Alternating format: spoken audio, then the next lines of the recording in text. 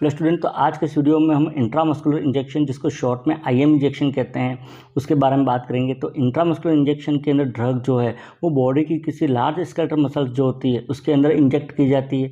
IM injection जो है उसके द्वारा जो ड्रग दी जाती है उसका एब्जॉर्प्शन बहुत ही फास्ट होता है, क्योंकि मसल्स जो होती है उसके अंदर ब्लड सप्लाई बहुत ही ज़्यादा होती है। इसके अलावा इसमें दर्द जो होता है वो कम होता है, क्योंकि मसल्स के अंदर पेन सेंसिंग नर्व जो होती है वो कम होती है और उसके कारण से दर्द का अनुभव भी इसमें कम होता है। बात करते हैं आईएम इंजेक्शन जो होता है वो कहाँ कहाँ दिया जाता है। तो आईएम इंजेक्शन की साइट जो होता है उसका सिलेक्शन डिपेंड करता है कि पेशेंट जो उसकी एज कितनी है, ड्रग जो इसकी मात्रा कितनी है, नीडल जो इसकी साइज़ कितनी है, इसके अलावा पेशेंट के लिए कौन सी साइट सबसे सेफ़ रहेगी, उसके आधार पर साइट जो है इसका चयन किया जाता है। आईएम इंजेक्शन जो है वो मुख्य रूप से एक तो थाई जो है उसमें दी जाती है। थाई के अंदर वास्टस लैटरलिस मसल जो होती है उसके अंदर ड्रग को दिया जाता है। थाई जो इसमें ड्रग जो है वो उसके थाई के मिडिल आउटर पार्ट जो होता है, एंटीरियर लेटरल एस्पेक्ट जो होता है वहाँ पर इंजेक्ट किया जाता है।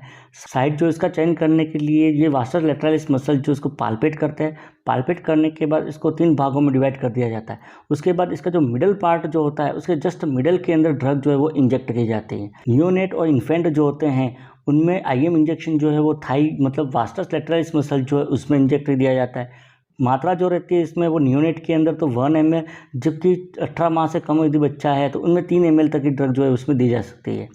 नीडल की साइज जो रहती है, यदि नियोनेट 2 माह से कम है तो उसमें 25 गेज की 16 mm की नीडल काम में ली जाती है। 18 माह से यदि छोटा है तो उसमें 25 गेज या 23 गेज की 25 mm की नीडल जो होती है वो काम में ली जाती है। दूसरा अपर आर्म होती है। अपर आर्म में डेल्टॉइड मसल जो है उसके अंदर इंजेक्शन दिया जाता है। कॉमनली 3 से 18 साल के जो बच्चे होते हैं उसमें प्रीफर की जाती है। मैक्सिमम इसमें 1 ml तक ड्रग जो है इसमें इंजेक्ट की जा सकती है। इसमें साइट का चयन जो है वो स्कैपुला का जो एक्रोमिन प्रोसेस जो होता है उसको पाल्पेट किया जाता है। पाल्पेट करने के बाद उसके जस्ट 2 फिंगर नीचे एक काल्पनिक त्रिभुज जो होता है, उल्टा त्रिभुज जो है वो शोल्डर के ऊपर बनाया जाता है और इस त्रिभुज के ठीक सेंटर के अंदर एक्रोमिन प्रोसेस जो है उससे 3 से 5 सेंटीमीटर बिलो इंजेक्शन जो है वो दिया जाता है। अपर आर्म में नीडल की साइज 25 गेज या 23 गेज की व 25 mm की काम में ली जाती है। तीसरा बटक्स होता है। बटक्स से अंदर ग्लूटियस मसल्स जो होती है उसके अंदर आईएम इंजेक्शन दिया जाता है। इसमें भी 2 तरीके होते हैं। एक तो डोर्सोग्लूटियल होता है। डोर्सोग्लूटियल के अंदर पेशेंट जो होता है वो पेट के बल प्रोन पोजीशन में लेटा हुआ रहता है। उसके बाद उसके बटक्स जो है उसको 4 पार्ट में डिवाइड कर दिया जाता है। इसमें सबसे अपर आउटर क्वार्टर जो होता है उसके भी अपर आउटर क्वार्टर जो है उसके ठीक सेंटर में इलियक क्रेस्ट जो है उससे 5 से 6 सेंटीमीटर बिलो इंजेक्शन जो है वो दिया जाता है। इसमें मैक्सिमम 4 ml तक इंजेक्शन जो है वो दिया जा सकता है। ये हाईली रिस्की साइट होती है, क्योंकि इसमें सियाटिक नर्व और मेजर ब्लड वेसल जो है उसके डैमेज होने की संभावना रहती है।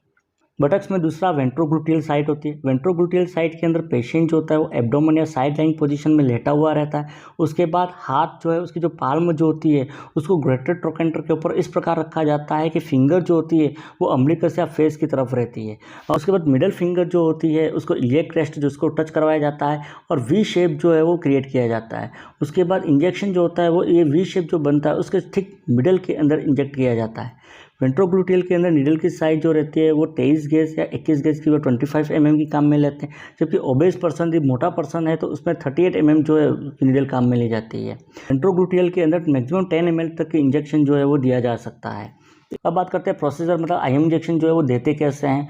तो सबसे पहले तो सिरिंज जो है उसको ड्रग्स या मेडिसिन जो उससे लोड कर लेना है। लोड करते समय एक चीज़ ध्यान रखनी है कि एयर जो है उसको ऐड नहीं करना है। फिर सेकंड, पेशेंट जो है उसको साइड के हिसाब से पोजीशन देनी है। पोजीशन देने के बाद जो साइड जो है उसको इंश्योर कर लेना है कि वहाँ पर टेंडरनेस तो नहीं है या लंप या नोडल्स तो नहीं है। उसके बाद ग्लव्स पहनने के बाद जो साइड एरिया जो है उसको अल्कोहल स्वेब से क्लीन करना है। क्लीन करने के बाद स्किन जो है उसको स्ट्रेच मतलब खींचना है और खींचने के बाद नीडल जो है उसको 90 डिग्री एंगल पे क्विकली इंजेक्ट कर देना है। इंजेक्ट करने के बाद एक हाथ से नीडल जो है उसका एंड जो है वो पकड़ना है और पकड़ने के बाद पिस्टन जो होता है या प्लंजर उसको पीछे खींच के देखना है कि ब्लड तो नहीं आ रहा है। यदि ब्लड आ रहा है डिस्कार्ड करना, नहीं आ रहा है तो ड्रग जो इसको धीरे धीरे इंजेक्ट करना है। रेड जो रहेगी वो 1 ml 10 सेकेंड के हिसाब से इसको इंजेक्ट करना है। इंजेक्शन देने के बाद नीडल जो है उसको उसी पोजीशन के अंदर वापस क्या करना है, निकालना है। निकालने के बाद कॉटन बॉल जो है उसको अप्लाई कर देना है। नीडल को रिकैप न करते हुए क्या करना है, उसको सीधा हाफ कटर के अंदर कट करना है और ग्लव रिमूव करके हैंड वॉशिंग करनी है। अब बात करते हैं आईएम इंजेक्शन देने की। जेट ट्रैक जो होता है मतलब जिग जैग टेक्निक जो है उसमें, तो उसमें क्या करते हैं कि मिडिल फिंगर जो होता है उसको उनके ऊपर रखना है। रखने के बाद स्किन जो है उसको 2 सेंटीमीटर तक एक तरफ खींच लेना है और खींचने के बाद उसी पोजीशन में होल्ड करना है। और उसके बाद नीडल जो होती है उसको 90 डिग्री एंगल पर इंजेक्ट करना है मसल्स के अंदर। मसल्स में इंजेक्ट करने के बाद मेडिकेशन जो है वो इंजेक्ट करनी है। मेडिकेशन इंजेक्ट करने के बाद नीडल को बाहर निकाल देना है। कॉटन बॉल जो है उसको अप्लाई करना है। याद रखना इसमें मसाजिंग जो है वो नहीं करनी। मसाजिंग करने के कारण से ड्रग जो अंदर फैल सकती है। जेट ट्रैक जो है इससे इंजेक्शन लेने का फ़ायदा, मेडिकेशन जो होता है ड्रग उसका लीकेज नहीं होता है एवं सबक्यूटेनियस टिश्यू जो है उससे इरिटेशन भी नहीं होता है। आईएम इंजेक्शन जो है वो देने के फ़ायदे, तो फैट सॉल्युबल ड्रग जो होती है वो आईएम इंजेक्शन के द्वारा दी जाती है। इरिटेंट ड्रग जो होती है उनके लिए ये रूट सूटेबल होता है। ड्रग का एब्जॉर्प्शन जो होता है बहुत ही फास्ट होता है और अच्छा होता है। इसके अलावा ड्रग जो होता है वो कुछ ही मिनटों के अंदर 5 से 10 मिनट में अपना इफेक्ट शुरू कर देती है एवं सब अनकॉन्शियस पेशेंट जो है उनके लिए भी ये रूट सूटेबल होता है। लेकिन कुछ डिसएडवांटेज हो सकते हैं। सेल्फ मेडिकेशन इसमें पॉसिबल नहीं है। पेशेंट इसमें मेडिकेशन नहीं ले सकता। मैक्सिमम 10 ml तक की ड्रग इसमें दी जा सकती है। इसके अलावा नर्व इंजरी जो है वो होने की इसमें संभावना रहती है। एक इधर गलत तरीके से दिया जाता है तो ड्रग जो है ब्लड में भी जा सकती है। इसके अलावा लोकल पेन जो है मतलब जहाँ इंजेक्शन दिया वहाँ पेन हो सकता है। यदि इन्फेक्शन हो गया तो वहाँ एब्सेस भी हो सकता है।